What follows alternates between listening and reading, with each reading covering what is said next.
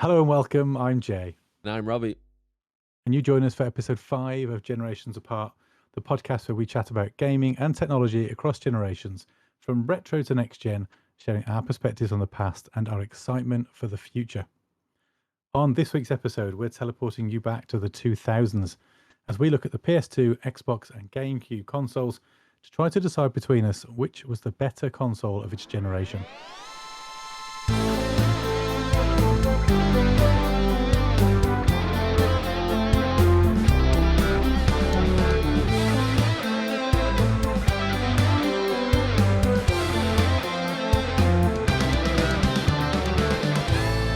Before we get into that, though, Robbie, what piqued your interest this week? I've got a doozy this week, and so I'm not sure the rules of this, but this isn't tech related. I listened to a podcast today, and it was a really interesting story. Never heard of it before, and it's one of these facts that I feel like I should know. It's like pub quiz knowledge. But do you know much about wombats? No, I don't. Okay. Well, so I think it must be a pub quiz knowledge thing. The one fact that a lot of people know about wombats is, and it's very random, but their poop is square. Their poop is actually square. And in nature, Okay. this is what I learned on the podcast today, so keep with me. There's not much in nature that's square. So it's baffled scientists for years. Right? Yeah. But this mystery was recently solved, and it piqued my interest today because, one, I didn't know that was a thing. I didn't know it was a fact. And the kind of story behind it is actually really interesting as well. So there's a reason, evolutionarily, why it's poop as well. It's square, which is that to mark their territory, they poop on top of rocks. And so if it's round, it'll just roll straight off. So they have an evolutionary advantage if their poop is square because it sits on top of the rock without rolling off. Apparently that's the thing. But it's it's plagued scientists for ages. Why is their poop square? And it turns out they have a particular shape intestine, or rather, parts of the intestine are hard, part of it is soft, so it molds it into a square poop on the way out. And I know it's exceptionally weird, but I saw it today and I just thought I had to bring it up. Can I check, though? Because I kind of knew this was coming from the show notes, but I didn't know the full extent. You said square several times. Yes. Your show notes say cubes. I mean cube, yeah. It's not like a flat square, like 2D. Well, no, I know, I get that, but I'm wondering how in the world do they pinch off, for want of a better word, a perfectly flat top and bottom? It's part I of... could imagine, the shape of their... This is getting far too graphic. But, I could imagine the hole, for want of a better word. Everything's round being square and cylindrical as well. That's what's bizarre. Their hole is round, but they poop cubes. This is what baffled science for years. That is pretty... I did worry, for those who are watching the video, what the hell you were going to bring up on screen, and I did wonder if we were going to get a sample shot of wombat cube poo. Well... so I'm grateful that it's just a wombat. It is. I can scroll down if you want to see it. Or shall we leave it to the imagination of the listeners? Let's let somebody else put that in their Google search history. I'll keep that in the show notes. Not dirty. Let's not dirty our episode. But okay. Well, I think you've taken the weekly segment of what piqued your interest to a new low there this week, Robbie. Or a new height, depending on how you look at it. Well, exactly. Mine is far less interesting, but it's a personal interest. So mine is the exciting launch last week, or opening, let's say opening, of the Super Nintendo World at Universal Studios Hollywood. It opened on the 17th of February. It's not entirely original, as Japan's Universal Studios had it first. I want to say maybe 12 or so months ago. Could be more at this point. But obviously bringing it to the US and making it more accessible, I suppose, for a Western market excites me. I'm a huge Nintendo fan from my youth. Mario has strong memories for me, but also hopefully for a new generation. I think I've mentioned before that my young son is super excited for the new Super Mario movie. that comes out in April. But I'm particularly excited about the Super Nintendo World because I think, with all being well, in a few weeks' time, I'll get to go and visit. And I do believe, Robbie, you're also making your way to the West Coast. I And I'm am. wondering whether it might tempt you to a visit as well. Do you know anything about it? I know nothing about it. Please tell me more. Okay. I've only seen what is available through the press and YouTube content, and it looks amazing. It's a relatively small space, I think, in terms of a park. So don't go in expecting theme park in its own right. It's a small kind of contained world, but it's all over the top Mario to the nth degree. They've really themed this thing incredibly well. You can buy a somewhat expensive wristband, a $40 NFT wristband Wow. themed around one of your Of favorite course it's Mario NFT. characters. Yeah, which interacts with elements of the world. So you can go to coin blocks and you tap your wristband and it triggers sounds and lights and effects. And then you can also use that wristband, I think, to connect to leaderboards. So as you're triggering things around the world, you're sort of racking up a score.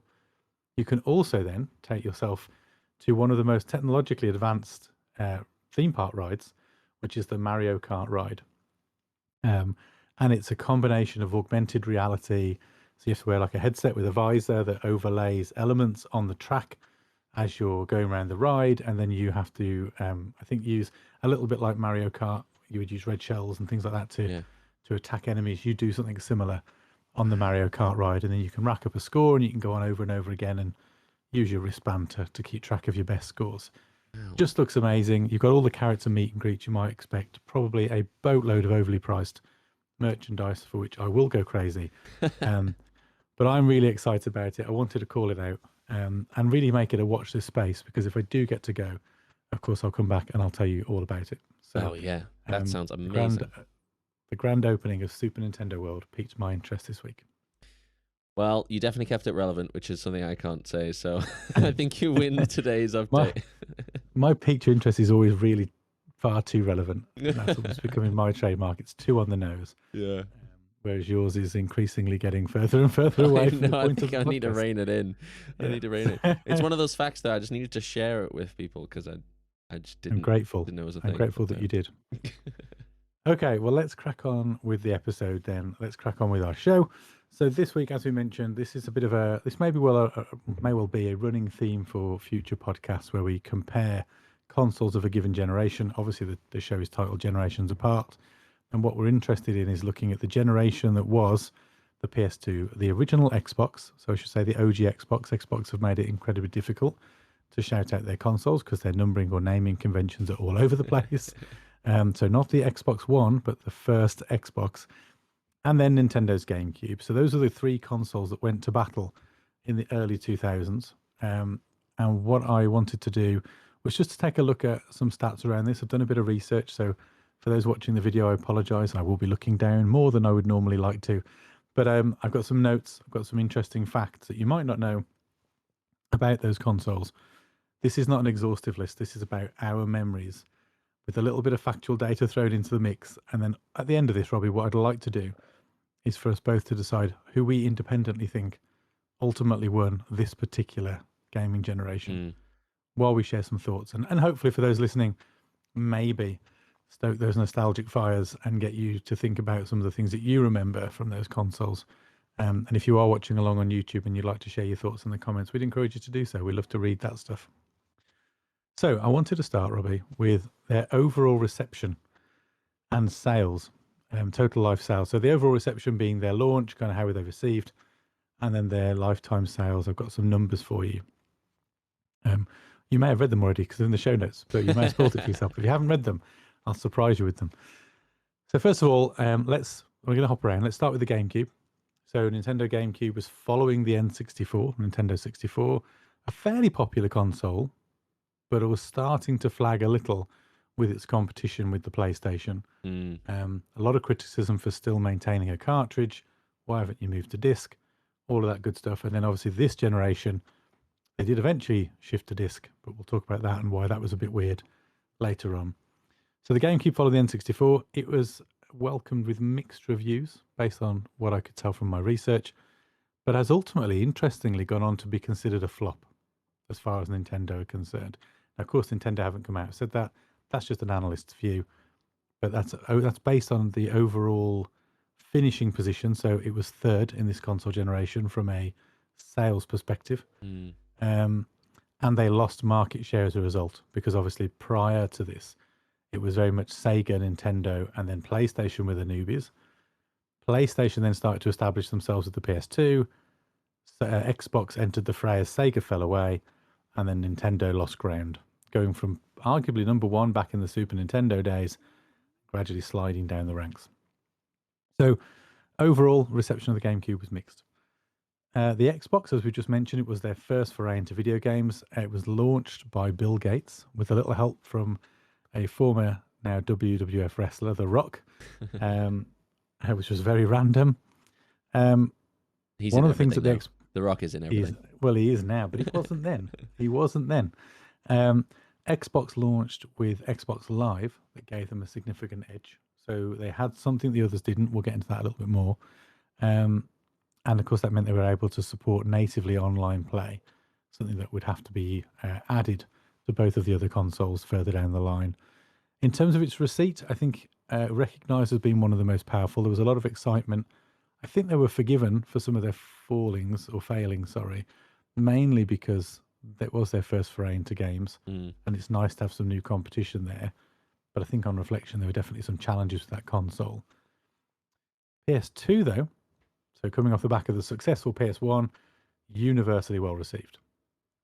The addition of a DVD drive, making it hugely popular, and also arguably the cheapest way at that time to get a DVD player into your home. They were still incredibly expensive to buy standalone DVD players. I used to work at Woolworths, and I used to look at DVDs running on them on a daily basis when I used to work in the shop, and they looked amazing, but they were so expensive, so expensive.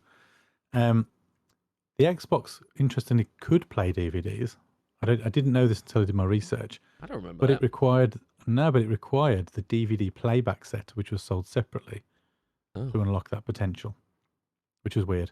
And of course, the GameCube couldn't play them for reasons we'll come on to. So I think in terms of how they were received, PlayStation straight out the gate, universally well received and fantastic looking console. We've talked about this before. Tell me before we go any further and we look at sales. So, Robbie, what was your memories of these consoles? Do you remember them launching? You would have been a good bit younger than me. I don't know where you were at that time in your life. I'm gonna make you feel bad now. I was 6 when the PS2 launched. So I was very young at the time. Wow. Okay, so probably not much of a memory of these then. I tell you what I do remember. I remember the PS2 being launched because we had a PS1. And I remember being obsessed with the PS1 at the time and very, very excited for the PS2. So I do remember the launch of the PS2. And there was, I think there was a few games that I was really excited to try out as well. Tony Hawk's being one of them. I was a massive Tony Hawk's fan. So yeah, I was excited about the PS2 then. The Xbox and the GameCube, I don't remember them being launched. I remember having friends who had it, but I don't remember any of the hype or anything around it being launched at the time. So in my mind, PS2 is obviously the better one at launch anyway, because I knew of it at the time in my 6-year-old brain. But what do I know? Well, I would have been 17. Yeah. So a little bit different. I do remember it very well. I wasn't a massive PlayStation guy. So I had a PS1, but very late in the generation. So the PS2 wasn't something that was hugely on my radar. I was obviously excited for Metal Gear Solid 2. That was one of the big trailers at the time. That ended up coming out, I think it was almost 2 years further down the line, but it was used to promote the console. Of course they would. And it looked great, and that got me very excited. I was sort of more heavily into the N64 at the time. And we've shared on a previous episode my memories around the multiplayer gaming fun that we used to have on that console. So the PlayStation really was a single-player console for me, not something that I thought of as being multiplayer. I did get one for my 18th birthday, which was just a few months after launch.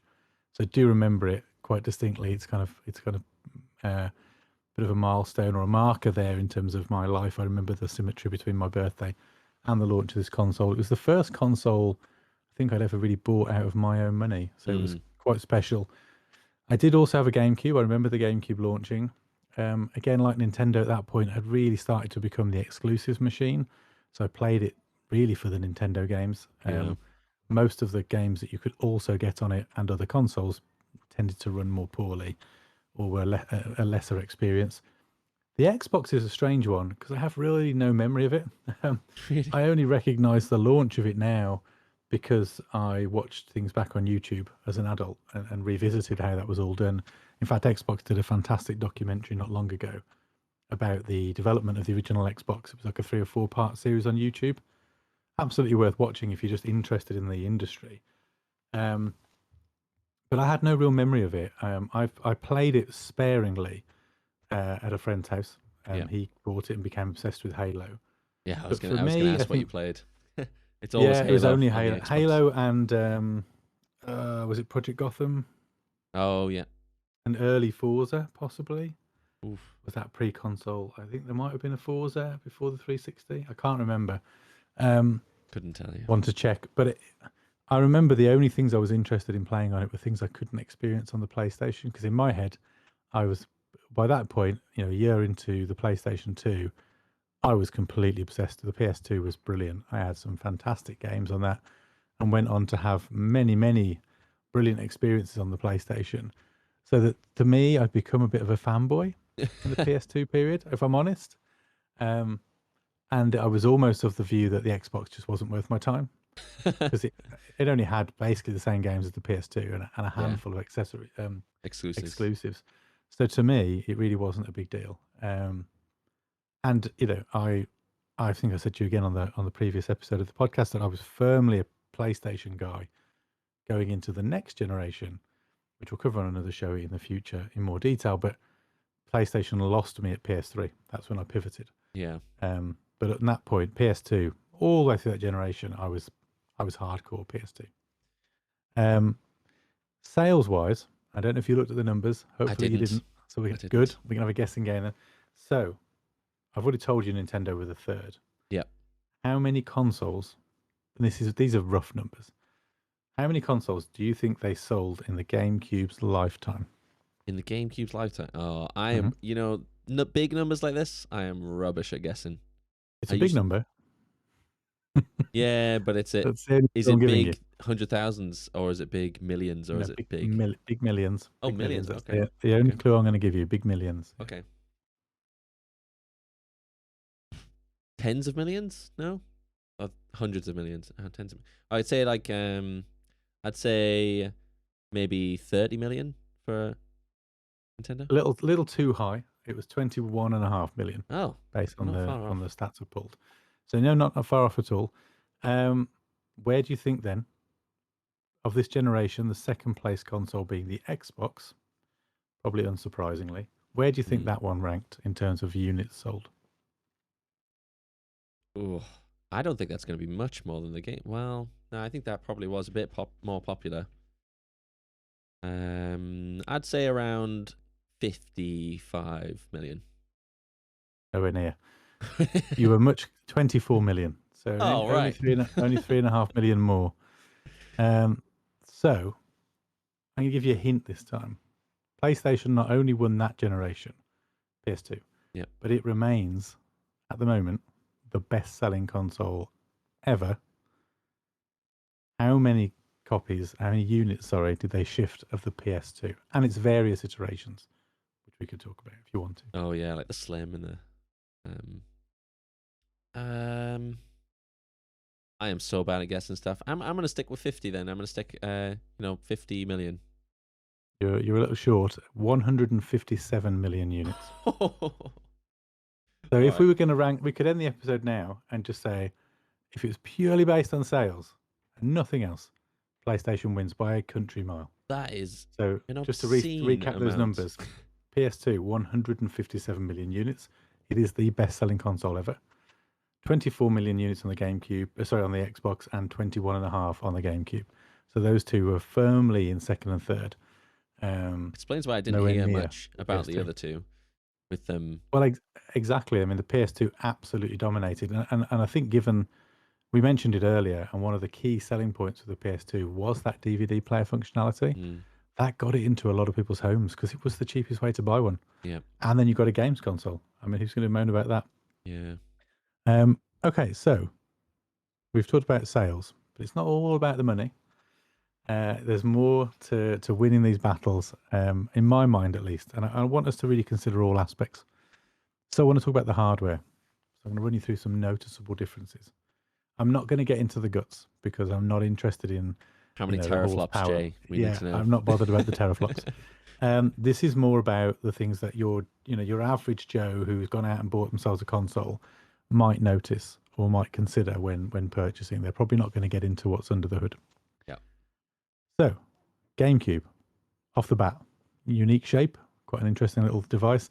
If you watch the Switch's launch, the one thing that Nintendo jokes about from the Gamecube is there's a carry handle on the back. Oh, Who needs a carry yes. handle on the console? But that was a comment they made, and they were roundly ridiculed for it when they launched the Switch. They talked about how their previous consoles had inspired the Switch, and the only thing they referenced from the GameCube was the fact that there was a handle and you could carry it around, because of course the Switch is portable.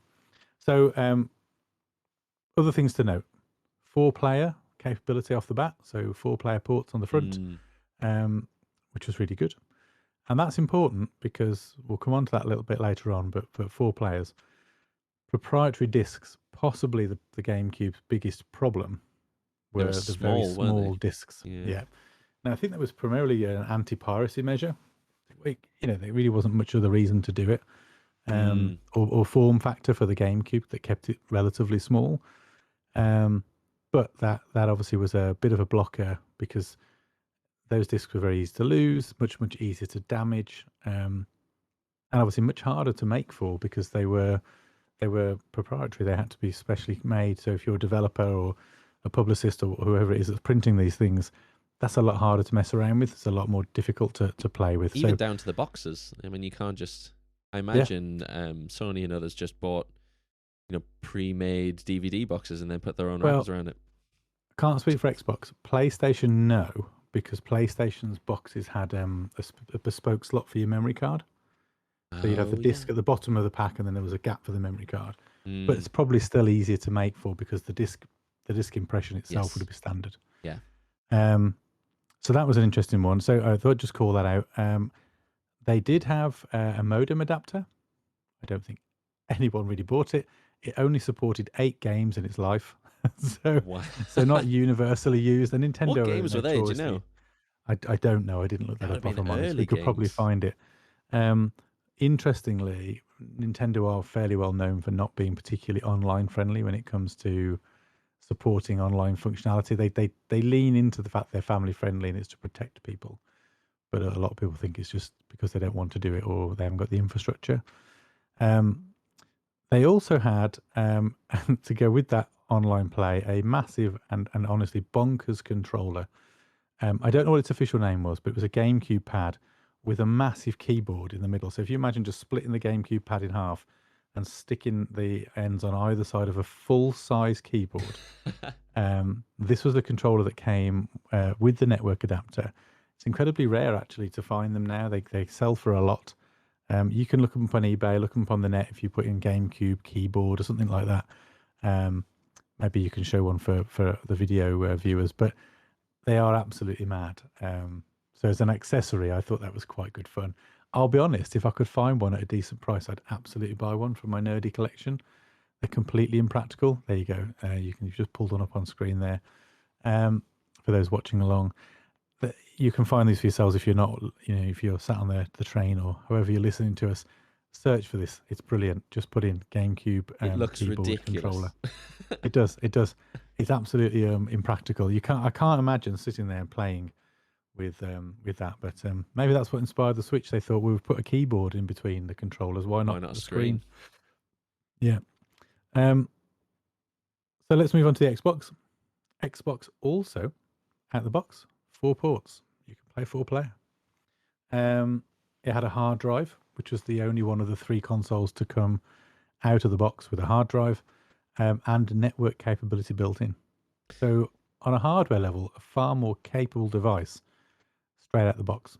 I remember actually. I do remember playing that at friends' house, or they would bring it over to ours, and we'd have like a gaming session where there'd be a big group of us. But it was much easier with a big group of us because they already had the full ports. Everyone just bring their own controller. But I remember as well, because it had the hard drive, people would load up their own songs, so they'd have their own playlists running in the background of whatever they're gaming on, and the fact that you could play online. I do remember thinking that the original Xbox, was a lot more futuristic than the other two at the time, definitely. Well, and this was my point really for bringing this up, is that if you then compare all of the things you've just said to the PS2, out the box, the PS2 supports 2 players. Yeah. No hard drive, no network capability. So if you wanted to play multiplayer, you had to have the multi-tap, which on the PS1 was this kind of boomerang or sort of L-shaped implementation that slotted around the console. On the PS2, it was this ugly little block. It was this little square with a piddly bit of cable that just dangled out the front of your console. It was so unsophisticated. From memory, the cable from the console to the block was so short that it didn't even lie neatly in front of the console. It literally just hung down the front. And then you plugged all your controllers into it. So there it is, absolutely on screen there for those watching on YouTube. It was just this horrible little black block designed to look like the console. It had the grooves around the edges that the console had. And it could take your memory cards and all the good stuff. So, it did everything it needed to do practically. But the simple fact that this was an additional purchase, and you can see from the images, and again, just Google this if you're not watching along, but the cable is so short that it would often just hang out at the front of the console. Even if you had the console on the floor, it would have to rest. It wouldn't lie flat.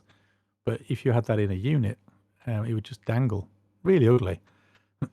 But didn't matter because they went on to sell 157 million units. So clearly people weren't that bothered about 4-player at that point. But again, I think people had not as many friends back then. Maybe, yeah. You could buy a hard drive for the PS2. Very, very, very, very rare. You could buy a network adapter, which we touched on in our previous episode. I've got one. I've got my original PlayStation 2 still now, and it still has the network adapter in the back. And again, all of your game saves, much like the Gamecube, were on memory cards. I just thought it was really interesting. And so I should say Xbox also had memory cards for anyone shouting at their into the void and just screaming that we're not calling that out. They did.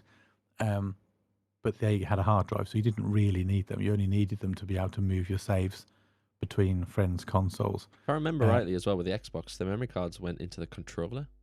They did. They absolutely did. Yeah, and I'll be honest, as I said, I didn't own one back in the day. I do own one now. I bought one as part of my nerdy retro collection. And I was blown away by that because I didn't realise that was the case. I also didn't realise the controllers only had one shoulder button on either side. Yes. Because, again, the PS2 for the second generation had 2. So it was strange to me that Xbox had brought this console out to compete with the PS2 and had only got one on either side. I think they had an additional face button or 2 additional face buttons to compensate. And interestingly, I think of all 3 consoles, if we were to look under the hood, the most powerful, I think, was the Xbox. Not by a huge margin, but it was the most powerful. And you could really tell that in games like Splinter Cell, which was fundamentally built for the Xbox and then ported to the PlayStation.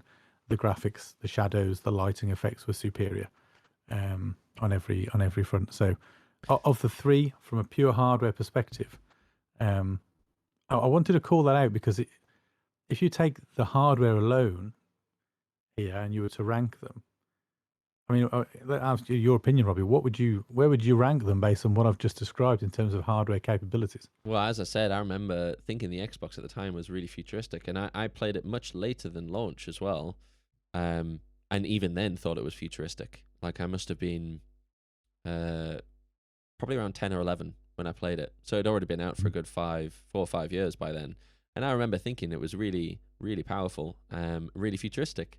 So I would say the Xbox is definitely on the more powerful side than the other ones. What takes you second and third then? PS2. How would you split the other 2? PS2, I think. I think the small discs is a weird thing for the GameCube, and the carry handle, absolute gimmick. We did our last episodes on gimmicks. I'm gonna Yeah, the carry crack handle out my has gimmick stamp for that one. really pointless. I'm with you. I can see why you might pick the PS2. I would. I find it hard to split them because I would also look at the 4-player capability Mm, out of the box, which was obviously from a Nintendo perspective inspired by the N64, which also had 4 ports. So again, we're giving Sony a free ride here, but yeah. they had already there's a precedent set for 4-player gaming and 4 control ports on the previous generation, and they still chose to stick to 2. We're probably going to get onto Interesting. this as well, but I think a big part of it is Xbox was so new to the game. Probably the reason I thought it was more futuristic 4 to 5 years later is because the developers caught up to actually developing games for the Xbox. And so actually making use of the hardware. And we have that same issue now. There's lots of, there's not a lot of games out now for the newest generations of consoles that make total use of the power of them already. So it takes a good couple of years for it to really sell and take off. I think Xbox suffered from that worse because it was their first console. So yeah, that also has a factor in it, and you're probably going to come onto that when it comes to games and exclusives and things like that. But that is also hardware isn't necessarily the winner for everything if there's not anything that's taken advantage of it. I completely agree, and I think that's where Halo found its place, didn't it? That was a perfect match for the Xbox at the time. I think the Xbox was marketing at a more grown-up audience. They weren't trying to compete with Nintendo. They wanted to compete with PlayStation, but if you look at how they'd set that device up, online play, a lot of they became the home, certainly with the 360, of first-person shooters. That probably all started with the likes of Halo, and then ports of things like Unreal and Quake and Doom and those kind of titles that had been PC games to that point, and then naturally ported over quite nicely to the Xbox hardware and allowed the continuation of the online experience. The PS2 online scene was much more challenging. There wasn't as much of it because, of course, you couldn't rely on it as a developer. You couldn't assume that all of your consoles could support it. Although, again, perhaps Xbox was slightly ahead of its time. Things like internet speeds, connectivity challenges, things like that. It wasn't so synonymous. There was no Wi-Fi, I don't think, back then. I think it was only hardwire. I could be wrong. It would have been. So you had to use external devices like bridges and things like that if you wanted to connect wirelessly around your home. But yeah, interesting. Yeah. I suppose that's another benefit of being built by Microsoft. They come from a world of hardware devices and internet devices and things well before that. So they got a lot of experience in making it easy for users. Whereas Absolutely. Sony was fairly new to the hardware space generally. Even then. And to be honest, they're probably still at the cutting edge and still ahead of the game, or most of the competitors when it comes to the online space. They've had PlayStation in their pocket from an online perspective now for a number of generations. And despite PlayStation still being the arguably better device, I suppose, for most, there's no denying that what Xbox does in the online sphere is far superior to PlayStation, whether that's xCloud, Xbox Games with Gold, the Gold subscription in general, Xbox Live as a concept for all those years before. They've had the upper hand there for quite some time. True. Okay, so the next area I want to explore, as I try to persuade you perhaps to consider alternatives to the PlayStation, I think the obvious here still remains the PS2, but I'd like to try and persuade you to at least think differently by the end. I want to talk about add-ons. So these are some of the interesting hardware available on each console. I haven't gone to town on all the third-party stuff, but I've tried to call out some of the things that each console had that might have made it an interesting or appealing device. I'll be honest, Gamecube was much harder to do this for, as you'd probably expect. But one of the things that I thought was interesting, and again, taking inspiration from previous consoles, was the ability to mix their handheld market with the console market. Obviously, Nintendo have always had a really strong handheld game. So for the Nintendo GameCube, and they're very hard to buy now, very expensive, the GameCube had a Game Boy Advance player, which was a black plastic square with the hardware packed into it that clipped into the bottom of your GameCube. and then allowed you to load Game Boy Advance games onto it. The sticking point and what makes them hard to buy now is that it also came with a little disc, obviously the same size as all the GameCube ones, which you needed to have in there. It was like the loader disc that told the GameCube to reference the Game Boy Advance player and to load the game from there instead of to look for it on a disc. And that's exactly it, what you've just brought up on screen. The Game Boy Advance players and the discs together are quite hard to come by and quite pricey. They'll command way above £100 Really? for one of those nowadays. Yeah, I know because I've tried to buy a couple of them, and I have a limit as to what I'll spend on something I know I'll never use. But yeah, so an interesting piece of hardware that clips into the bottom. A number of Nintendo consoles, actually, if you go back and look at them and flip them over, have had these mysterious ports in the bottom. So they've always had this concept of expanding their consoles. Right back to the NES, there was concealed ports underneath that device that were never utilized. So it's not uncommon. And there were rumored disk drives. So in fact, it was more than a rumor. Nintendo were talking to Philips at one point about putting a disk drive on the Super Nintendo, and that conversation started with Sony. Yeah. And it's what prompted Sony to go rogue and build the PlayStation. So Nintendo shot themselves in the foot there. And the N64 was rumored for a long time to have a disc-based expansion that never came. So Game Boy Advance Player, I thought was quite an interesting bit of hardware. I'm going to jump around a little bit and just pick on another GameCube hardware. This time, though, I will say I think this is a superior device. Have you heard of the Wavebird, Robbie? I haven't. I saw it in the notes and I never heard of it. Okay, so the Wavebird, I've got one. I'll show you when you next pop over. The Wavebird was the first, for those three consoles, the first truly wireless controller. So there were lots of third-party wireless devices you could buy for these consoles, but the Wavebird was made by Nintendo. Again, these had a spell over the last couple of years where they've gone up quite heavily in price. Getting them in decent condition with the dongle that you can see there that used to go in the front of the console. It had a little jog dial on the bottom that would allow you to choose between different channels. So if you had 4 of these, then you'd have independent channels for each to make sure they didn't conflict with each other. They were incredible controllers. Loved my Wavebird as a kid, as did many of my friends. Excuse me. Sorry, just clearing my throat. And they were brilliant, absolutely brilliant. And as I said, PlayStation and Xbox, certainly PlayStation. I can't speak as definitively for the Xbox, but I'm not convinced either ever made first-party wireless controllers for their consoles.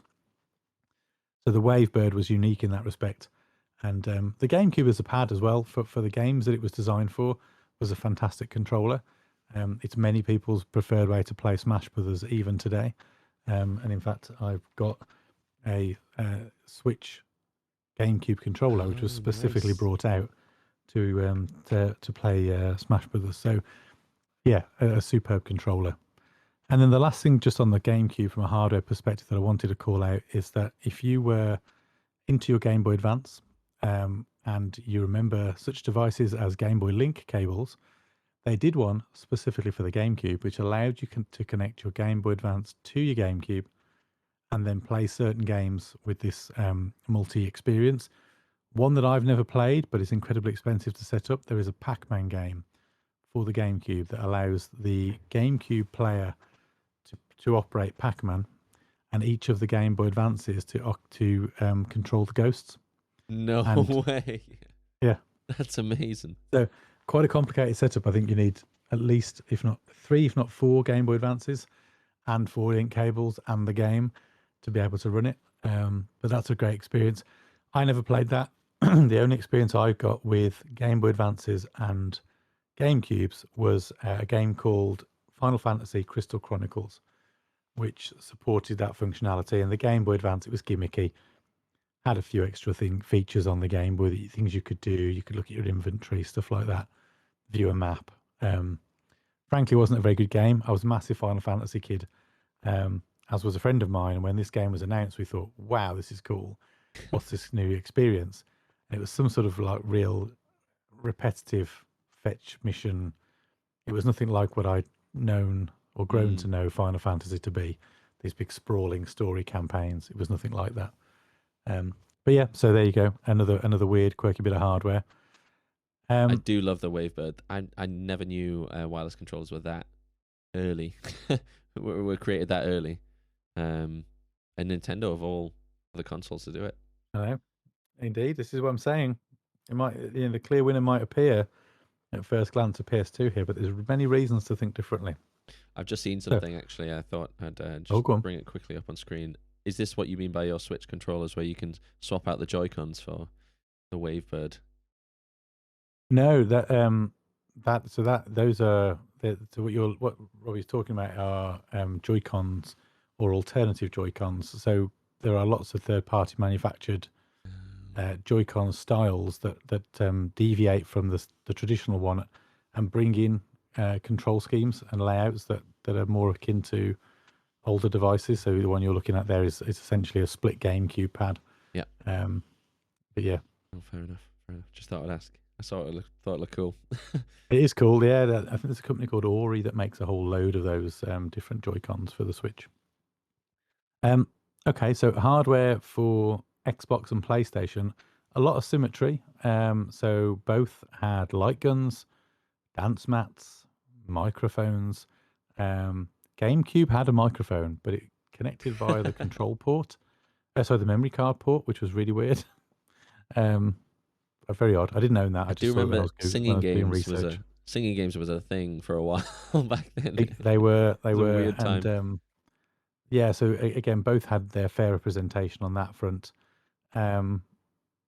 The both had headsets, so if you wanted to play online, you could connect your headset, you could talk and listen to your squad, and so that was pretty commonplace on both consoles. The Xbox, in contrast to the Wavebird being perhaps one of the best controls of its generation, are you familiar with the Duke? No, I'm not. Okay, so the Duke, it was the original Xbox controller. It was massive, like uncomfortably large. I remember going around to my friend's house to play Halo for the first time. It was comically large. To the point where I was like, this is seriously like I've gone from my elegant PS2 controller to this monstrosity. I've got one again. When you come over, you can try it out, and I can put the two side by side. But the Duke was absolutely massive.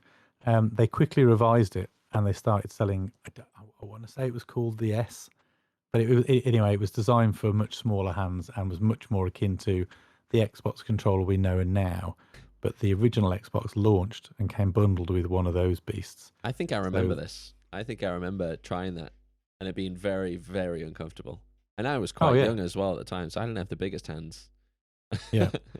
The only thing it had going for it, before the fanboys go mad on me in the comments, is offset analog sticks, which I still maintain remains the best way to play with analog sticks. However good the PlayStation may be, Xbox's controller I think will always be more comfortable because of the offset analogs. But that's my opinion. Don't come at me in the comments. Don't come after me. It's just an opinion. We're all entitled to them. I'll tell you why I think the PS2 might just have the edge for add-ons though. And there's two games that I want to mention to you, and I want to see what your reaction is to both. The first one, I'm less confident you'll know about. Buzz. I remember Buzz.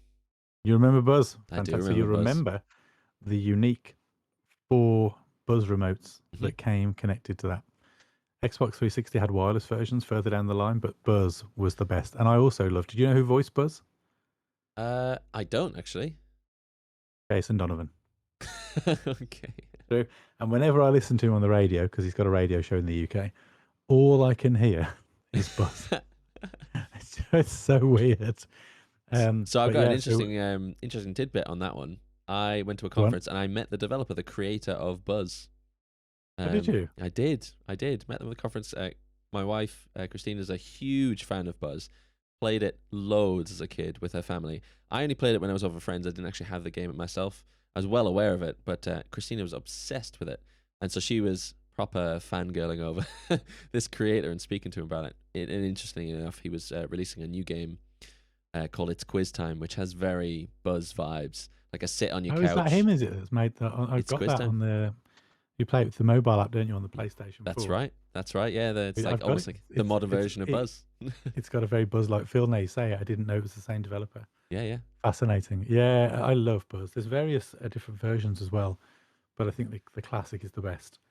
So that was the first one. But I think the one that, if I'm honest, wins it for me is, it's a little. You may have heard this one. Small franchise, Guitar Hero. Oh yeah. I love Yeah, Guitar Hero. exactly. Is the right reaction, Robbie. So Guitar Hero was a PlayStation exclusive on this generation. So it was a corded guitar. Xbox never had it. Obviously, when they moved to the next generation, it went wireless, and all the consoles ended up with their own versions, including the Wii. But Guitar Hero, I remember just thinking that was the best thing I'd ever played. I loved that game. We were playing Fortnite on stream just yesterday, and Carl, who joined us for a trios game, is an even bigger Guitar Hero fan than I am. He would play that on expert on almost every track. Expert. Absolutely loved it. Yeah, he was that good at it. Nintendo, to their credit, did have a competitor to the Guitar Hero. Do you know what it was? I don't. It's called Donkey Konga. Oh, the drums. Do you remember the drums? I do remember the drums. Yeah. A little bit more primitive, but equally good fun. I've got to be honest, I've got one of those as well. But yeah, I just thought, well, if we're looking at hardware and add-ons, there really is only one winner, in my opinion. As good as the Wavebird was, Guitar Hero for me made that generation of console from a kind of plastic peripheral perspective. So for me, yeah, big fan of Guitar Hero. Guitar Hero. Robbie, yeah. your thoughts from a hardware add-on perspective? Where does it leave you? Guitar Hero wins it for me, absolutely. I didn't know that was a PlayStation exclusive, though. I think I actually only got into Guitar Hero after the PlayStation 2. So it's hard for me to justify that as a reason. Yeah. That PS2 well, you wins, wouldn't have but got into it, though, would you, if it had not been for the success of the PlayStation 2? So That's very true. That's very true. I But do a lot remember of being people. similar across the two, though, PS2 and Xbox, though. Like the The games dance are near mat. identical. Yeah. Yeah. Remember the dance mats and things like that? I had the dance mat back in the day. And the guns, the light guns, which were amazing for playing like Time Crisis and other things. So yeah. I can't say this without fact checking. So if I'm wrong, I'm wrong. But I think Time Crisis is a PlayStation exclusive. Oh, is it? Am I wrong? Do a quick Google. I'll do a quick Google check. I could be wrong. I may well be wrong. But yes, the gun cons were the peripheral I remember most for that. We'll do a quick check on that just to make sure that I'm not getting myself into big trouble there. You might be right. You might be right. Time Crisis was exclusive. It is, in fact. The first one, definitely. I can't say for the others. I'll definitely look into that, though. But that's the others were, the first one was only on PlayStation 1. The rest were on PS2. See, this says it was on both. What? PS2. Time Crisis 2? No, Time Crisis 1. Really? On PS1 and PS2, it says. Well, bear in mind, PS1 games are compatible with the PS2. Was it actually released on the PS2? That might be Wikipedia screwing with me. It says the platforms were arcade, PlayStation, and PlayStation 2. Well, maybe there's I don't think there's a PS2 version of Time Crisis 1, but I could be wrong. Maybe it is just I've not playing that one on I've not gone looking for it. Okay, so the last area with which I want to try and sway your thinking is the games, because as you rightly said earlier, it's not about the consoles. Ultimately, if the software's rubbish, it doesn't matter how good the console is. So what I've got is I want to talk through the top 10, just the top 10, because we could go on forever, games of each system. Have a little think about the diversity in those games, how good those games were, and let's just see whether at the end of this conversation we agree on the best console from a games point of view. And then we'll try and wrap it all up, and we'll try and pick our absolute winner. So I'm going to start you off with the PS2. And we've got the top 10. We'll go from 10 up, just to keep the suspense for audio listeners. It's already on the screen. So number 10 for the PS2. Did you ever play, Robbie, Devil May Cry? I didn't actually. I played the more modern ones, but I never played the Really? original. No, it kind of I bypassed me. absolutely love. Well, probably an age thing, I'd guess, because it's quite dark. I loved Devil May Cry. So 94 on Metacritic for those interested. That's where we're getting our data from. So the 10th best game was a 94 rated. I absolutely loved Devil May Cry. The sequel was rubbish, the second one, and I bought it anyway, and I played it, and I ignored the reviews. I was adamant they didn't know what they were talking about. I loved the first one. How could the second one be bad? And it wasn't very good. Third one, and then beyond, all very good again. But nothing compares in my mind to the memories and the experiences of the first game.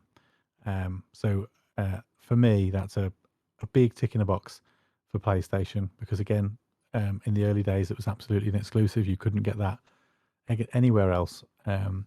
So for me, that was a big game. I think that's probably worth touching on just as a point that back then there was a lot more exclusives between the consoles than there were cross-platform games, weren't there? Yeah, and I think it's probably I mean, we still have exclusives today, don't we? If you look at PlayStation, they've always been about the big exclusives. Mm, It's just that as those games move on in their generations, often those exclusivity deals run out. And Devil May Cry was done by Capcom, yeah, so it was a paid exclusive rather than a Sony studio, if that makes sense. yeah. Whereas now, Xbox and PlayStation have got suites of studios that produce their exclusives. So there's less concern about that IP finding its way to other consoles. Um, Good point. but yeah, and to be fair, again, coming back to the PS2, because the install base was so big, it was the place to have your game. So if you're going to lock it to another console, that console may have to really stump up some cash Yeah. to make it worth you not selling it on the rival. When you think about the difference in numbers we talked about, Mm, if you're looking at Xbox and PlayStation exclusively here, 157 million to 24. If your studio is developing a fantastic new exciting game and you're only going to put it on one, your chances are going to your sales numbers are likely to be a lot higher if you plump for the PlayStation. I suppose the only Um, exception to that would be, and you might agree with this or disagree with this, is the Nintendo because they develop the games as well, right, as the consoles. So a lot of theirs yeah, is almost all exclusive, right? and Um, that's what they dine out on. That's what they sell their systems on is their yeah. exclusives because their software is arguably better than their hardware Mm, in terms of their brand recognition. yeah. If you think about Mario as the mascot for Nintendo, what's PlayStation's mascot? What's Xbox mascot? Yeah. They don't really have one. They've had characters who've been figureheads for consoles like Crash Bandicoot, more recently Astro for PlayStation, Yeah. Xbox Master Chief probably. Yeah. True. But they don't really have a mascot that's got quite the same appeal as Mario. But yeah, it's a good point. Getting ahead of ourselves, though. We'll get to that list. Yeah, we'll come to that one. So number 9 is a friend of yours by the sounds of it, Tony Hawk's Pro Skater 4 with a Metacritic score of 94. Tell me what you remember about Pro Skater 4 because I never played it. Never played it. Well, Never been a Tony Hawk's fan, I'm afraid. ever. Oh my god. Okay. I remember. Can we still be friends, Robbie? I'll allow it. I'll allow it. I remember being obsessed with Tony Hawk's Pro Skater 3 and obviously being excited for the next one. We'll come to that. Yeah, I imagine that's higher in this list. Because that was they introduce extra things that you can do as a player as you go on through the games. And I think it kind of peaked at 3, but to be honest, I was just excited about the new maps. It was like playing Tony Hawk's Pro Skater 3 just with new areas to play and new challenges and things like that. For me, it felt more like an extension of that Yeah. Pro Skater 3. I don't think they changed too much between 3 and 4 from what I remember at the time, but still a great game. A great game. I'm sure I played many hours on it. Like I said, never really had much of an experience. I may have played it for short bursts at friends' houses who were obsessed with it, and I just never really got into it. Didn't really vibe with it. Enjoyed the music. Couldn't give a monkeys about skateboarding. Just never really been interested in it whatsoever. I could see the appeal and I could see that these were good games, but it didn't really do it for me. The music's an interesting point you mentioned actually, because the soundtrack for these games, I only realized in retrospect, had such a huge impact on the music that I listen to these days.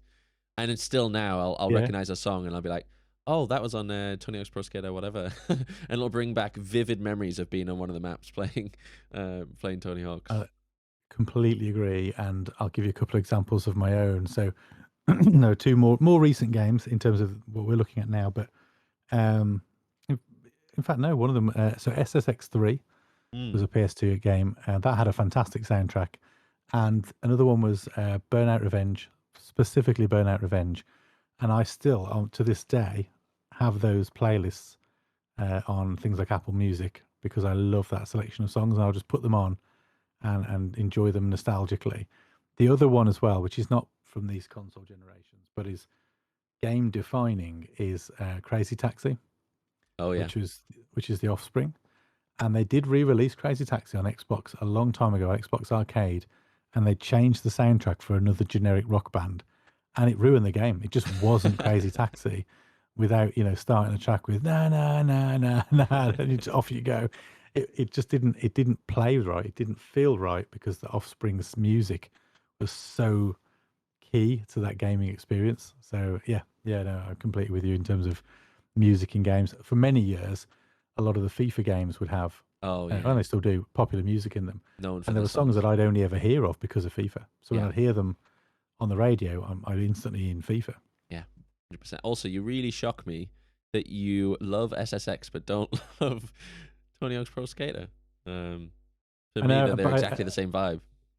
No, Exactly the same. they're different. I bought, as I mentioned previously, SSX was one of the first games, literally the first games I bought for the PlayStation 2. Knowing not a lot about it other than it had reviewed well. I kind of forced myself to get into it, if that sounds really stupid, but I bought it and it was good and I knew it was good, and I forced myself to learn how to play it and enjoy it, and then I really fell in love with it and stayed with the franchise for a while. There wasn't that reason to get into Tony Hawk's, and Tony Hawk's was quite grungy looking and kind of like gritty, whereas SSX was bright and colourful and over the top. Its characters were OTT. For me, there was a different kind of graphical vibe going on. It's very neon.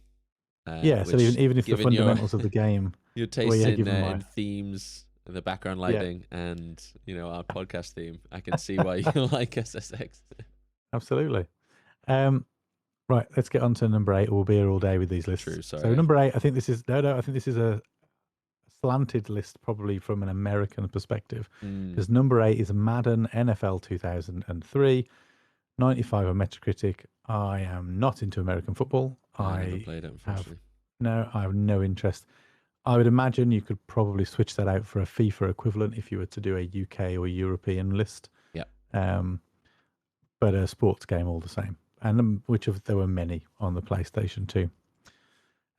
Immediately following that, another staple of the PlayStation, and actually this is probably the last time I was really into this series, and I'm hoping to find a new love for it with the VR2, is Gran Turismo.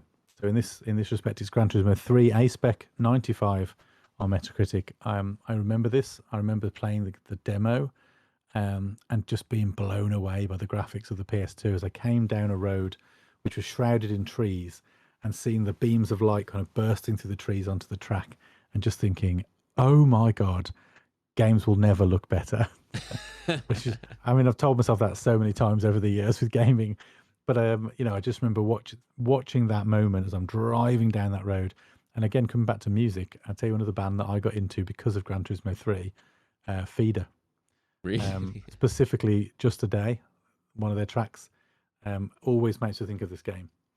So yeah, did you ever play Gran Turismo? I never did. Racing games was something another one that completely bypassed me, other than Need for Speed Underground 2, which I think everyone played. Yeah, but I played a lot of the Need for Speed Gran ones. I don't remember that one specifically, but played many. So then we're going to get into a theme for 6 and it was six sorry, it and was then Most 5. Wanted. It was Most Wanted. I'm mixing my franchises. Underground 2 is Most Tony Wanted Hawk's. was the one that Most Wanted transitioned to 360 as well. Yeah, that was one of those late generation ones that they had kind of an up-resed version on. Yeah, like Most Wanted. So number 6, and then number 5 is the Grand Theft Auto. We've got Vice City at 6 and San Andreas at 5, both with a Metacritic score of 95. your experience of those Grand Theft Auto franchises? Oh.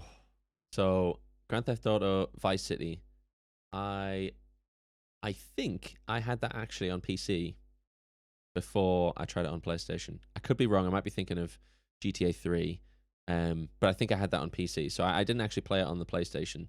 But GTA San Andreas, what a game! Absolutely revolutionary at the time. Like completely open world.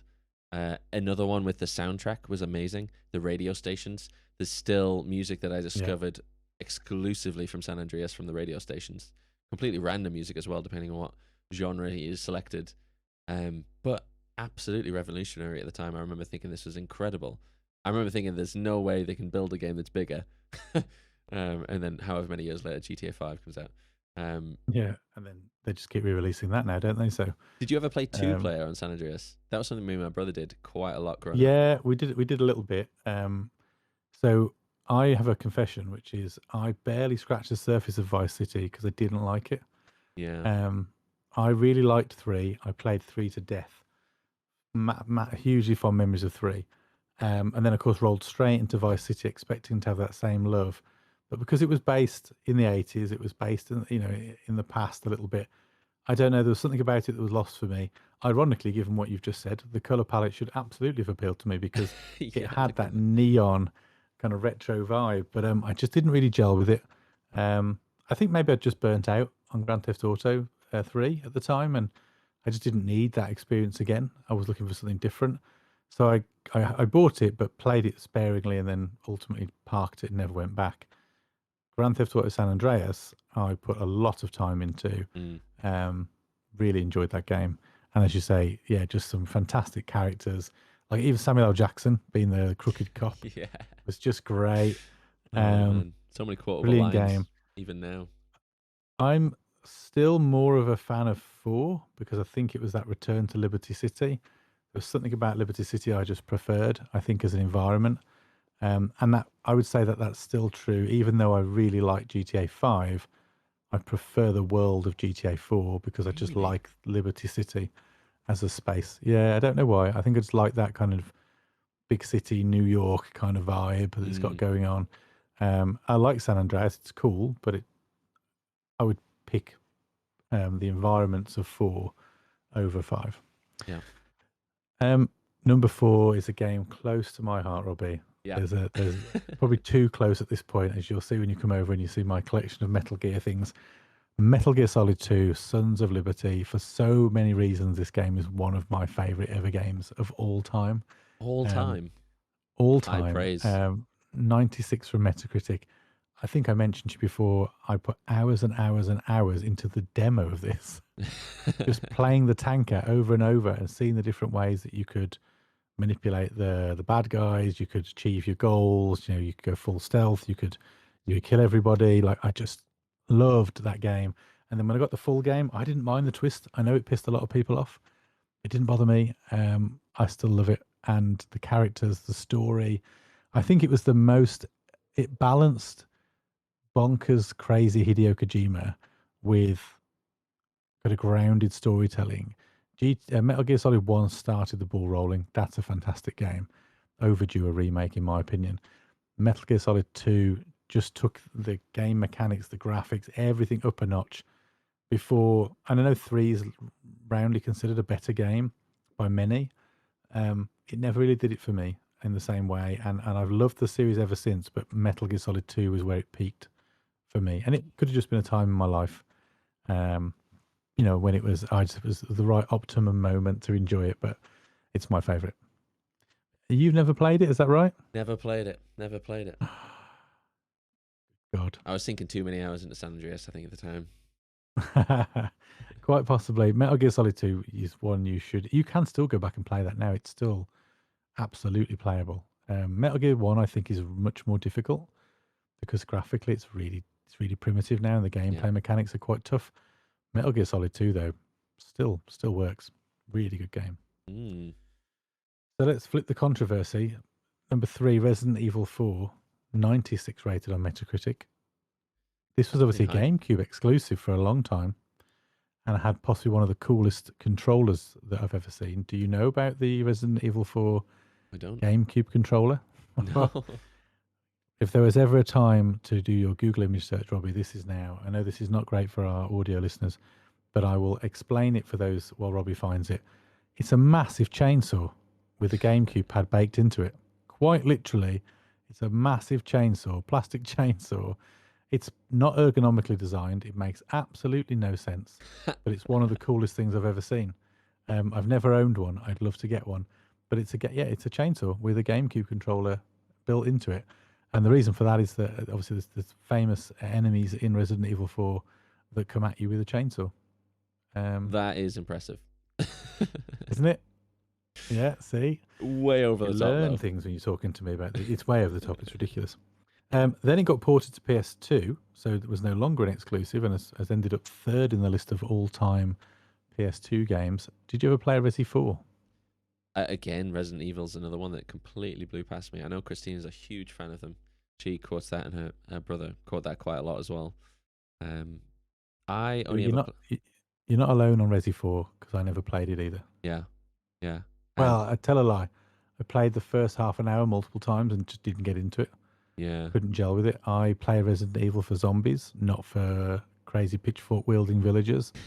And I just didn't really like. I know it's really popular, so I'm not taking away from the game. I get that this is absolutely my taste and not the quality of the game, but never did it for me. It's just never done it for me. Yeah.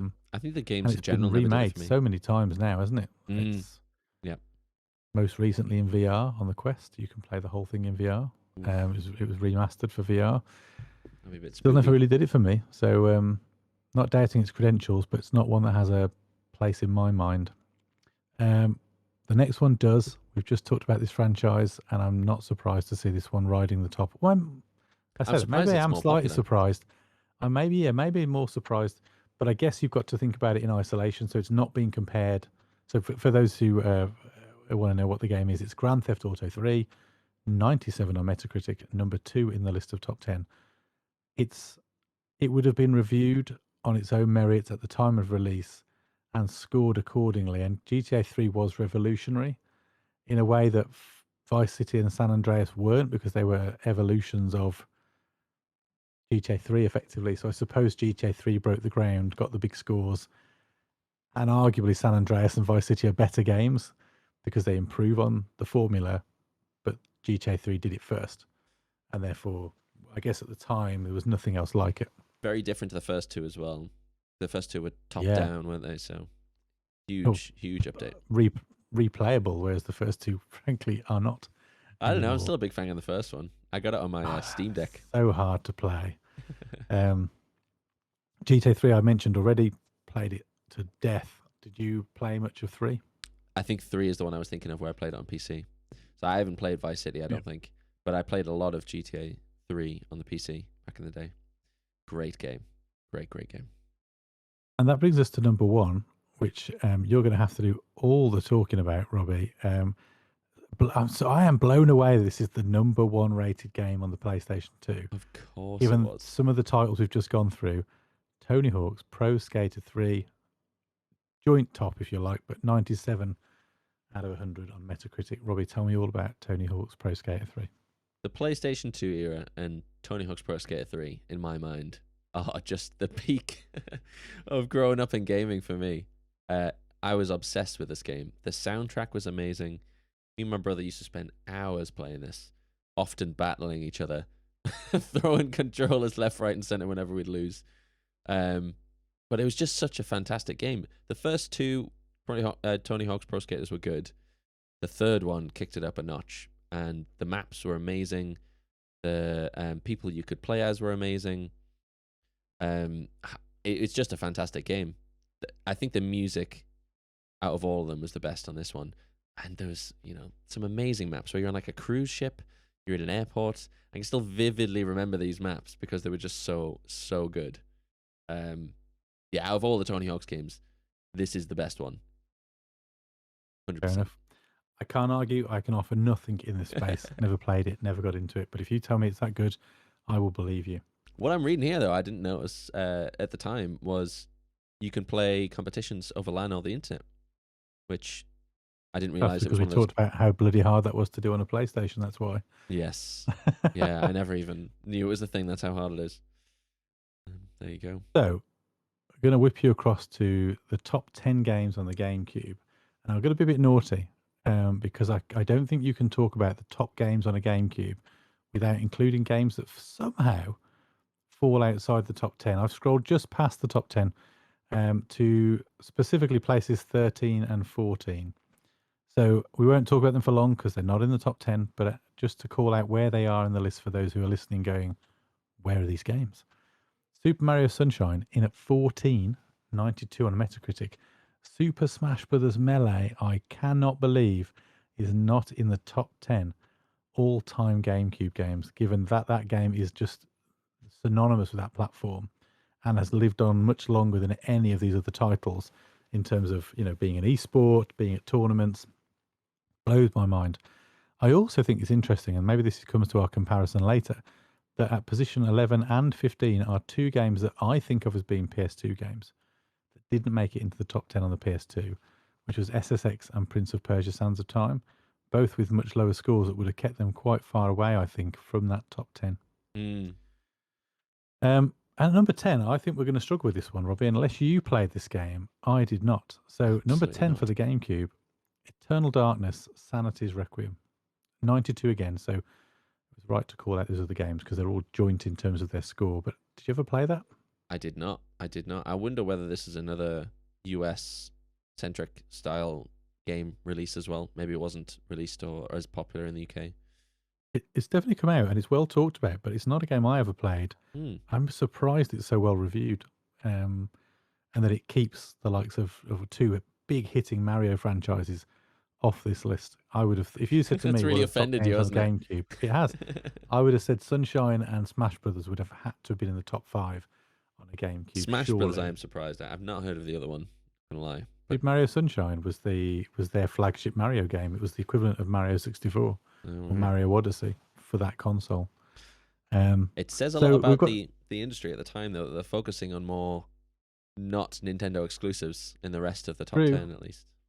That's true. And actually, if you look through some of these games, there's a slightly more adult theme on some of them. So number 9 is a game, again, I suspect we're not going to have much to say about here. NFL 2K3. Yep. 92 out of 100 again. Again, it's a big American sport franchise that I don't really play much. I probably play more hockey games than I have American football, but my interest and my time on these games is severely limited. Anything from you on NFL in general, or this game if you played it? Nope. Didn't play this one. Nope. We're going to slide straight on then because there's two duffers there in the top 10. Number 8 is Beautiful Joe. I've got this. I have played this. I like it. Do I think it's better than Smash Brothers or Mario Sunshine? I do not. But apparently they think it is on Metacritic. So 93 out of What's the 100. release date? Did you ever play Beautiful Joe? No, so I have very, very limited playtime on GameCube generally. So a lot of these games, I'm probably going to be relying on you for feedback. I haven't even heard of this one. So I played Beautiful Joe. It's a kind of it's a weird sort of superhero meets kind of movie trope game. So it's a side-scrolling beat 'em up, but you have like these movie-like special effects and special moves that your character can perform. It's quite gimmicky. I've got it. You're welcome to try it next time you're over. I don't think it's a top 10 GameCube game for me. Certainly wouldn't have pushed either of those two we've just talked about, in my mind, out. But really interesting in there. Soul Calibur 2, 93 out of 100. That's number 7 in the list. Did you play Soul Calibur 2? Now, this was on all 3 consoles, but there was something that made it unique for each. Can you remember what it was? Oh, I don't remember what made it unique. I remember playing it on PlayStation. Did I have it on Xbox? So if you played it on PlayStation, I will come out and say I think you had the duffer end of the deal. Oh, really? As far as the exclusives go, but that's personal preference. So each game had a unique playable character, unique to a franchise synonymous with that console, sort of. So if you bought Soul Calibur 2 on the GameCube, you got Link as a playable character, which works quite nicely, sword and shield, in a game which is all about weapons. If you bought the Xbox version, you got Spawn. Okay. Which is quite cool. And if you bought the PlayStation version, I think I'm right, you've got a Hayachi from Tekken who has no weapons. It's like, why have you put him, of all the characters you could have chosen, in the weapon-based combat fighting game? This has been something that Soul Calibur's done before. They've had, like, The Witcher was one of the more recent ones. Oh yeah. At one point they had, I want to say it was Yoda and Darth Vader, and Yoda was on Xbox and Darth Vader was PlayStation or something stupid. So they've done it before, but this was, I think, the first time they did that. Interesting. And I Great had the GameCube version because I liked Zelda. Fair enough. That was the version I had, and I didn't have an Xbox, so I couldn't buy the one with Spawn. So it was either Hayachi or Link, and I went for Link. I think it was the only console I had at the time was the PS2, so I loved Soul Calibur. I Soul love Blade Soul was the Calibur. original, wasn't it? The one before Yes. that. Yeah. Played them both. Oh, good. We got another sports game here, Robbie, that we think we have to gloss over fairly breeze swiftly. past Number that one, I think. 6, yeah, Madden NFL 2004. Then we move on to, and I mean, there's a theme again here for the next 3 games. The Legend of Zelda Collector's Edition. And it says here is 4 complete classic Zelda games on 1 disc, 95 out of 100. I think it's the Collector's Edition. Let me just expand it and have a look for the detail. Which 4 classic games are on there? So Legend of Zelda, Zelda 2, Ocarina of Time. That's probably why that one sells so well. And the Legend of Zelda Majora's Mask. So understandable. I feel that's a bit of a cheat though, because they're just ports from other consoles. So it almost cheapens the list a little bit that they're in the top. If it sells, it sells, eh? Yeah, well, it obviously did. No, it's not even sales, is it? It's just how it went. Interestingly, and I was just flicking down to see, we're looking at the Metacritic review score. There is a Smash user Bros. score. Melee on a user score would be much higher up the list. Really? Yeah, so we're into the top 5 now. Number 4 is The Legend of Zelda: The Wind Waker. That's a class game. Have you ever played The Wind Waker? I have not. I don't think I've played Absolutely any brilliant Zelda game. game. Wow. I know. I mean, it's becoming really odd that you're at a gaming podcast, isn't it? Increasingly. Well, you're You've focusing never a lot played on a Zelda Nintendo game. here. You're focusing a lot on Nintendo here. That was not my preference at the Fair time, enough, I guess. Fair enough. So The Wind Waker was the sequel to Ocarina of Time. It's really good. It was kind of done in a weird sort of cartoony cell shade style, which wasn't to everyone's taste when it came out. But I really like it. And you basically play most of the game on the open sea. So you've got a boat, and it's called the Wind Waker because you have a device that you can play tunes on to change the direction of the wind in order to help your ship navigate from island to island as you're trying to solve the issues that plague Princess Zelda in this one. Clever. This next one's really interesting. I'm quite surprised so number 3 is The Legend of Zelda Twilight Princess, scoring an equal score with Wind Waker. And this was a crossover game because this was also released on the Wii and was actually designed for the Wii because it had Wiimote functionality. Right. So I'm quite surprised that's as high as it is in the list, given that it's, it was very end of the generation. So I suppose arguably they knew their console well. But a bit like Breath of the Wild was also available on the Wii U, I would have thought almost no one played it there. Most people would have played it on the new hardware, would have been my thought. I know it's not based on sales, it's review scores, but even so, that's interesting. An old friend in number 2 in Resident Evil 4. We've already talked about that one at length, so no real need to go into that in any great detail. But number 2 here, and an exclusive at the time, as we've said. And then number 1, I don't know if I would have thought this had been number 1, but I can understand why it is.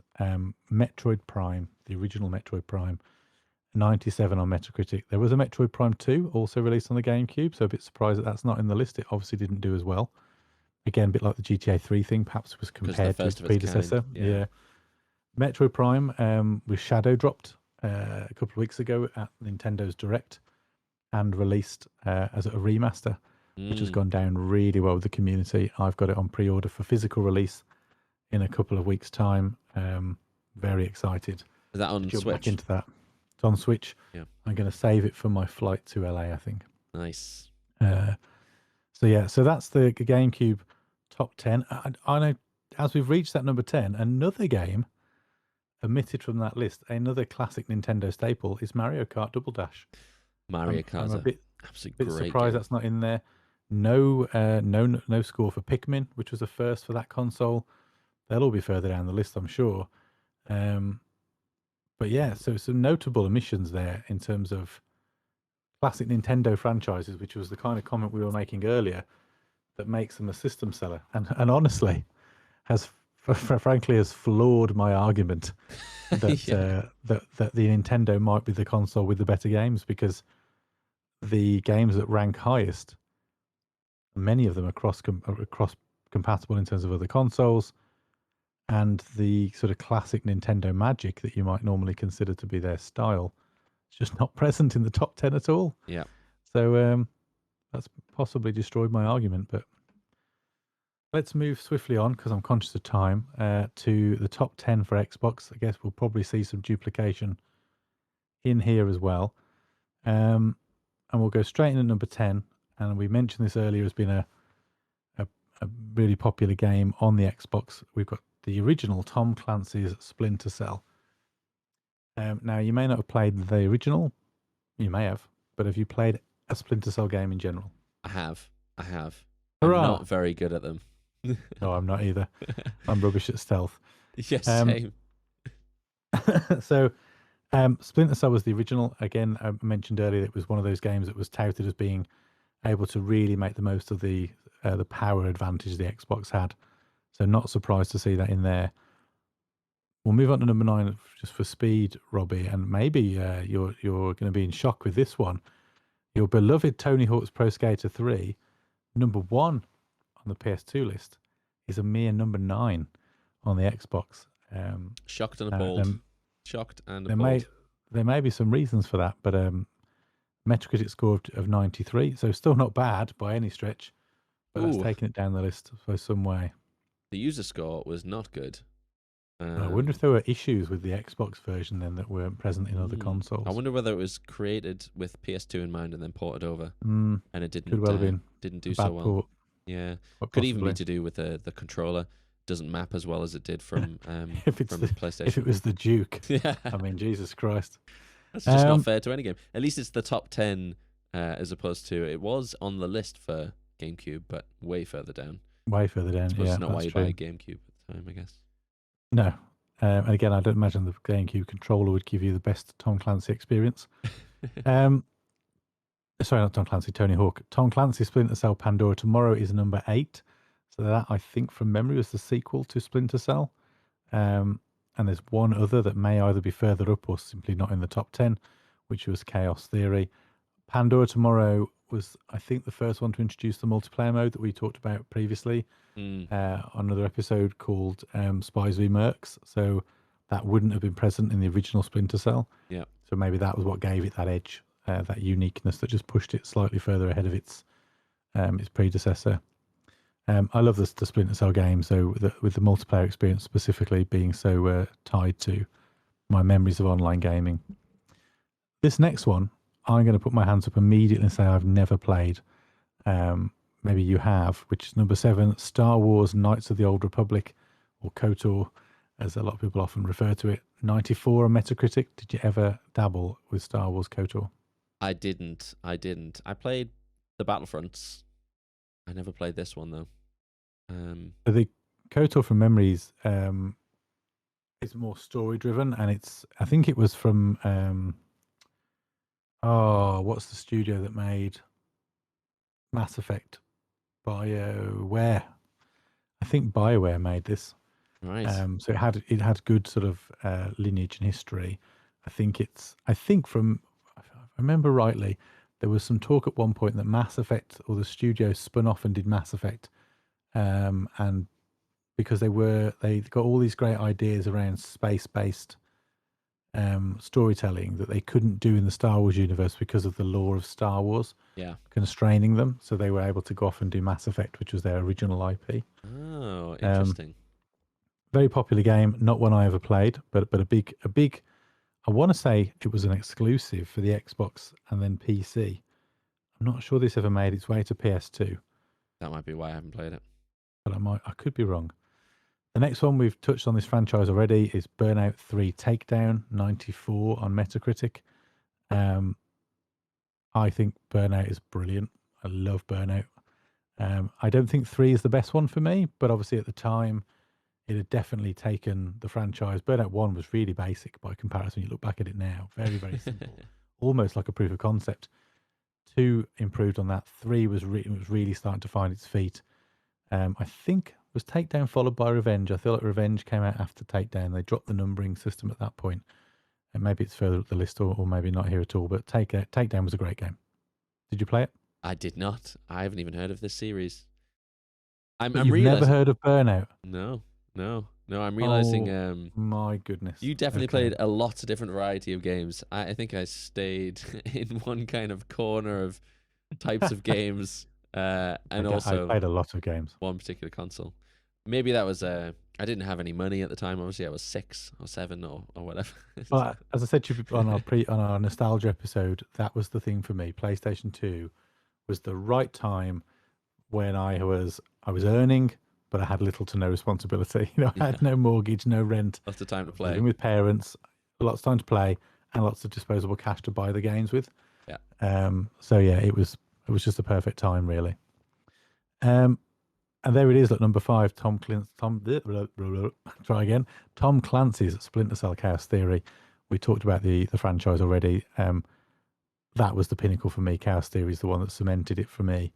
The online experience was refined and even better. Great series. Not surprised to see that there. Yep. The next one, Ninja Gaiden Black or Gaiden. Never played it. This was an exclusive to the Xbox. I know it's well thought of, but passed me by because I didn't own the console and I've never gone back and tried it. I'm going to guess, given that you had a PlayStation and not an Xbox, you didn't play this one either? I don't think I did, but I recognize the character, Ryu Hayabusa. I think is also from a game franchise called Dead or Alive. He's the same character, essentially. Is that right? Yeah, I think he was playable in those games. Ninja Gaiden's an older game series, I think. Goes back. It predates the Xbox, I think.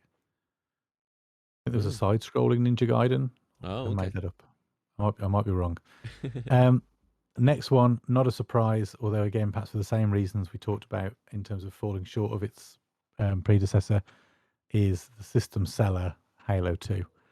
I'm quite shocked that this is third, as opposed to first. As opposed to first, yeah. I think. But I think it's the same thing we just talked about though with Grand Theft Auto. I think it's perhaps because it was evolution rather than the revolution of the original's launch. I remember it being way better than the first, though. I don't disagree with you. I mean, 95 is still not a bad score. If I did anything and scored 95 out of 100, I'd be like, I've done well. I have achieved. So yeah, Halo 2. I think I played multiplayer Halo 2 and never really played the campaign because it had a controversial campaign, didn't it? There was the bit where you played as the Arbiter. Yeah. And not everyone liked that. So a bit like Metal Gear Solid 2, that kind of split the audience. Whereas the multiplayer was obviously far improved. Halo 1, which we'll come to in a second, I think I played more single player. I've got memories of starting on the Halo ring and kind of, I've done that multiple times, but never really gone any further. It's not a game franchise that I've ever really done much on, except for Halo 3, which I did play through and finish. Yeah. Which we should so in play between, through again on stream. We should. Sandwich between the Halos at number 2 is Grand Theft Auto Double Pack, which was a little bit cheaty. But I don't think GTA 3 was originally available on Xbox. I think that was an exclusive, so that would have come to Xbox presumably for the first time as part of the double pack. Again, I might have that wrong, but I was pretty confident GTA 3 was an exclusive to PlayStation. So the double pack may well have been the only way to buy those two games, and probably after they were released on the other two consoles, I would guess. So 96% on Metacritic, the double pack. We've talked about Grand Theft Auto already. And then at number 1, Halo Combat Evolved, 97%. It was a fantastic game. An amazing introduction of like a whole series of games.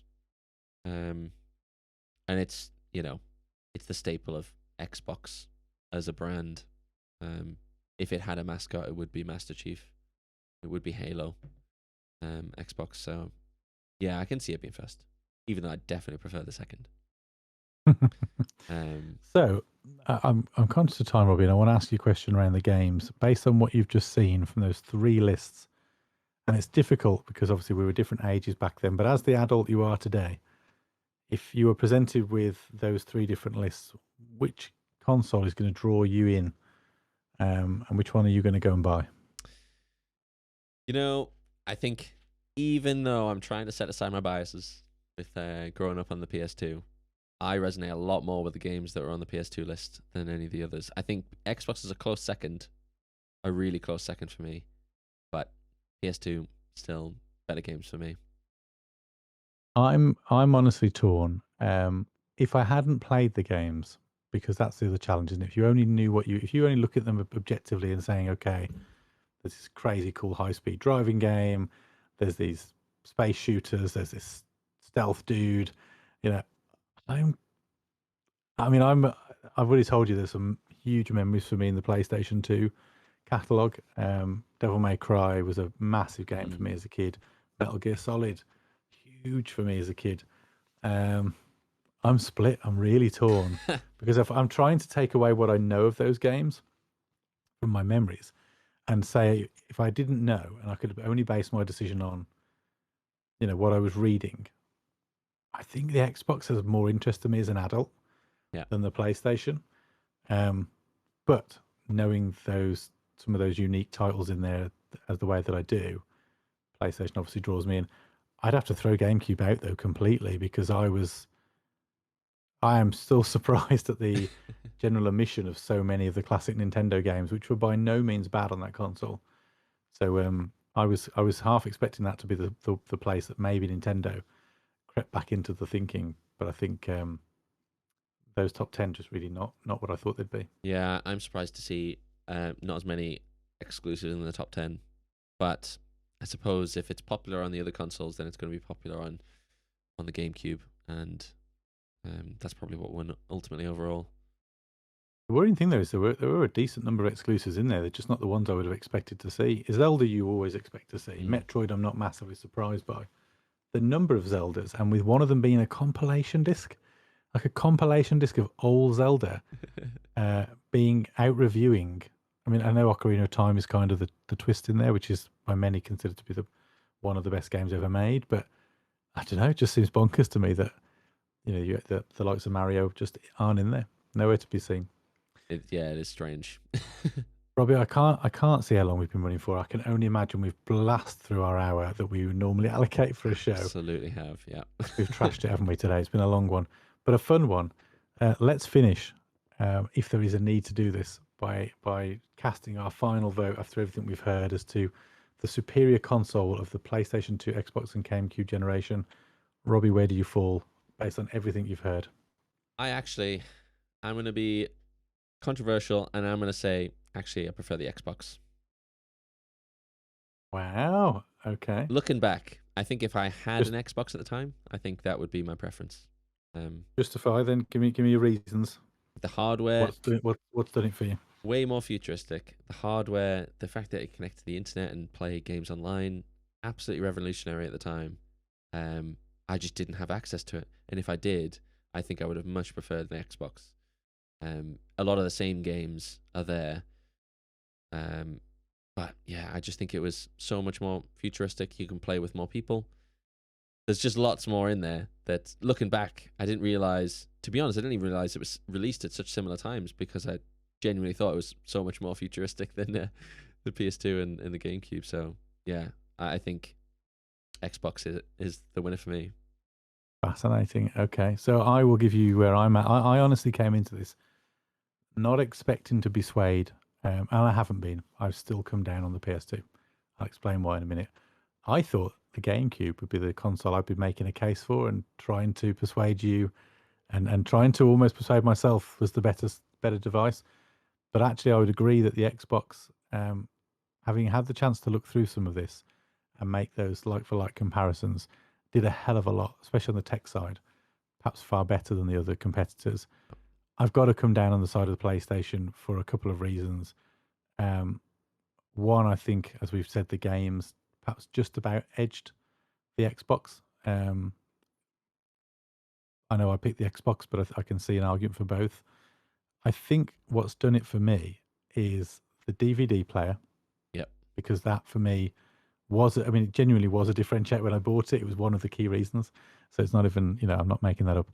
And it was the hardware add-ons. I think the likes of Buzz and the Guitar Hero, those unique experiences you could only get on that console, would be the reason for me to edge it. But I can absolutely see an argument for the Xbox. And I think there's maybe a more kind of like adult male, maybe the Xbox lands a little better because you have got the techie side. There was some grittier, kind of slightly more grown-up games. I mean, the PS2 wasn't short of adult games, Grand Theft Auto, etc. But when you consider you could get Grand Theft Auto, Splinter Cell, Burnout, which if you've never played that, mate, you've got to play Burnout. Halo, and others. There's some seriously big hitters there. But I'm going to come down on the PlayStation because of the Guitar Hero and Buzz experiences, which for me were fantastic kind of multiplayer, friend-based experiences. Yeah, nice, fair enough. So that is probably at this point over-bloated and long conversation about the generation that was the PS2, Xbox, and the Gamecube. That's all for this episode. We will sign off and call it there. If you've made it through to this far, right to the bitter end, then thank you for sticking with us, first of all. But don't forget to subscribe on YouTube if that's where you're watching, or on your podcast services, of which we are on all the good ones, so that you don't miss an episode. You can check us out on Twitch, where we stream 3 times a week. That's at Jay and Robbie, and we play a variety of games from the old to the new. But until next time, we'll see you in the future.